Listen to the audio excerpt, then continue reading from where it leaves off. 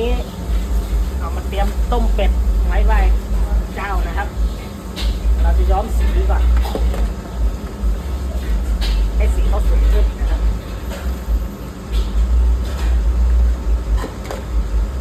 ไหว้ตรุษจีนครับไหว้ตรุษจีน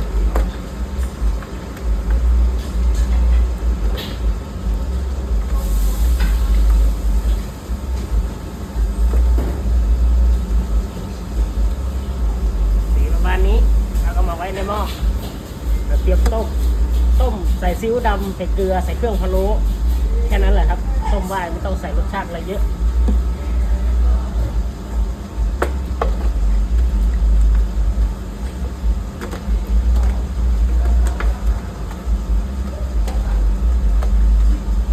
มีซีอิ๊วดำแล้วก็จะมีสีส้มนะครับสีจะได้เข้มขึ้น